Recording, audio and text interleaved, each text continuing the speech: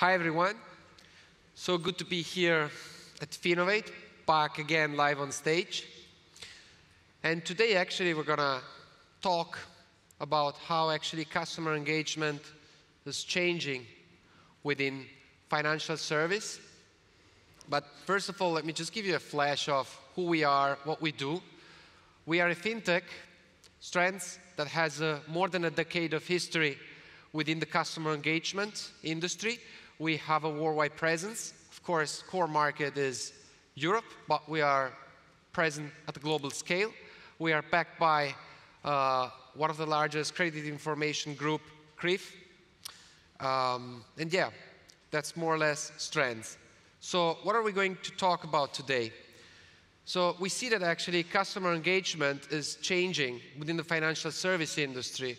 Why that? Well, let's start from COVID. We don't talk about COVID anymore, right? But COVID is a fact that has shifted our preferences online, on digital channels, which is strange considering the excitement I see here in the Finovate for being live. But in order to answer the question of how preferences and engagement is changing on digital channels, I think we need to look just at some dynamics that have changed. We think that there are 4 factors that are somehow shaping how engagement is changing. And now we're going to just open box by box, showing you some figures and explaining a bit how engagement changed. So first of all, competitive arena is changing, right? First of all, digital banks, neobanks are, despite business model, let me say, they are still gaining traction in terms of users, right?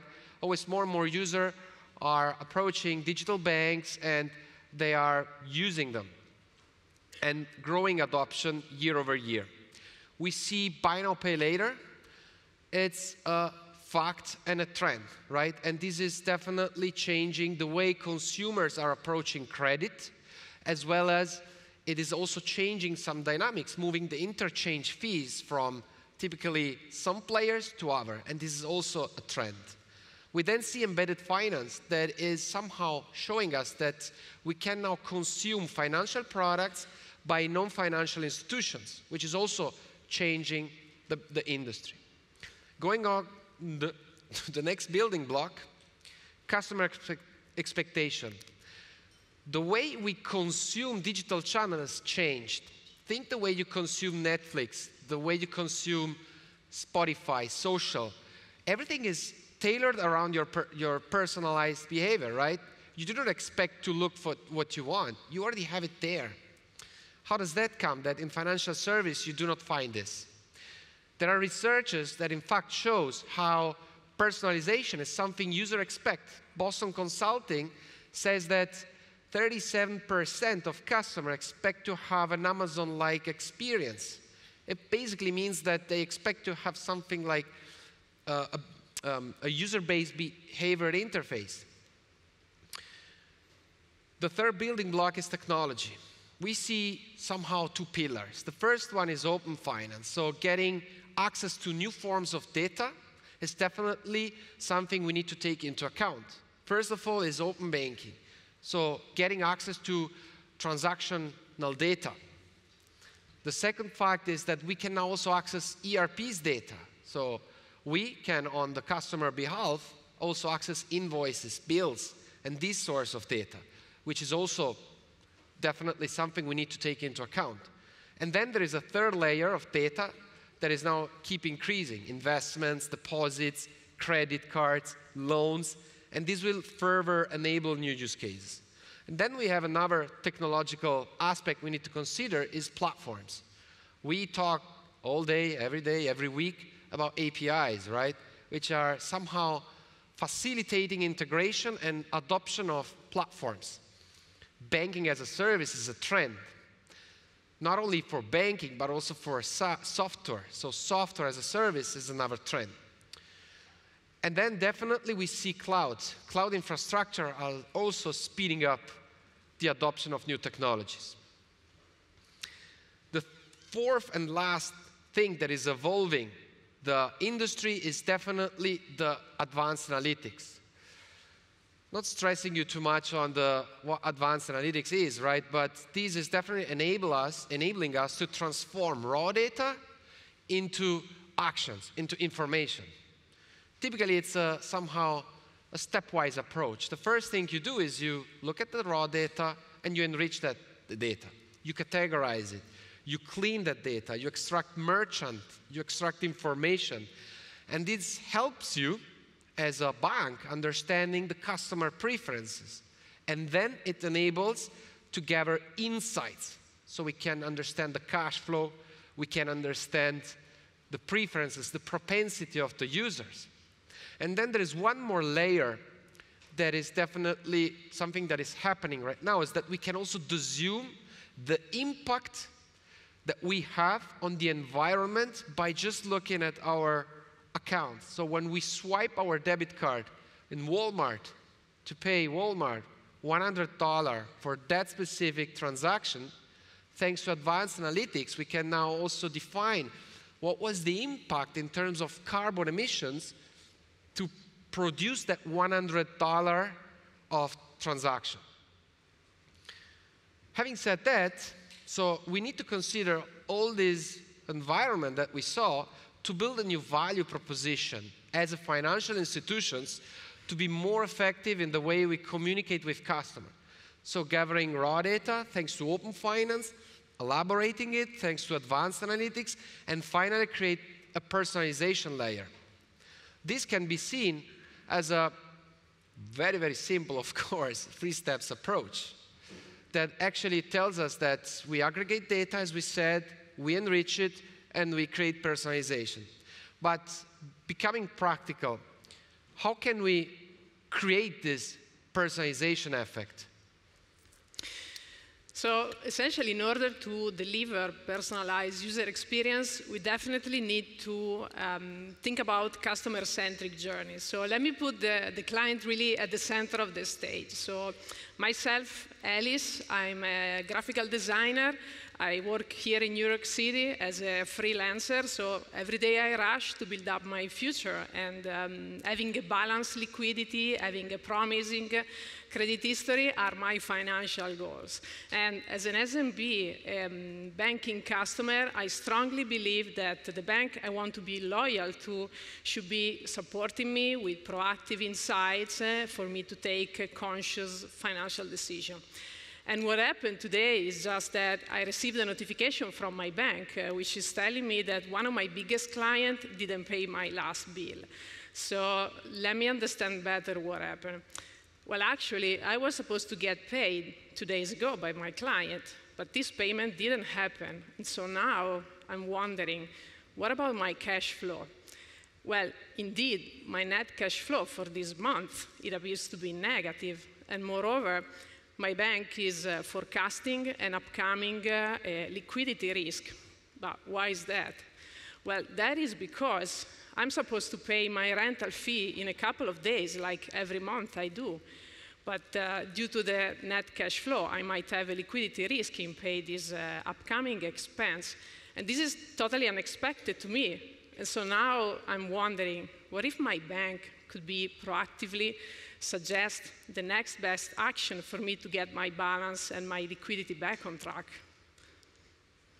So I, as a bank, I need to be able to create journeys that support actually the resolution of Alice and all people like Alice without being a data scientist. So we need to be able to leverage a back office console that has to allow the bank to create no-code insight to satisfy these type of personalization needs from Alice. Therefore, now I'm going to create a journey that leverages insights based on several conditions we're now going to set together. So the first thing, I'm going to need to create an audience, right? So I need to select all the people that have a potential need. So what I'm going to select is the employment status, and I'm going to also try to select the risk profile. So first thing we said is the employment status. Let us check all the people like Alice, so all the freelancers like. I actually see that 14% roughly of my customer base are freelancers. But I want to put another condition. So let us try to understand those people that has a decent risk profiles. Therefore, if I am able to catch people that have a moderate risk profile, I can also then target them an end-to-end sales process without, for me as a bank, taking any risk. And now I need to define the moment, the best moment in which Alice and all the people will actually also have a better propensity in reading, right, what we're going to tell them.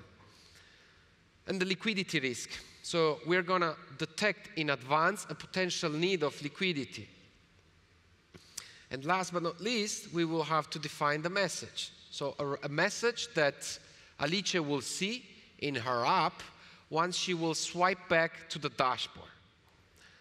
So we're going to also need to create a message, and we're going to propose also a product, so to support her needs, delaying payments to the next month, but also getting rewards on her purchases. We're going to then add 2 call to action, so she will be able to purchase online or ask for a consultant.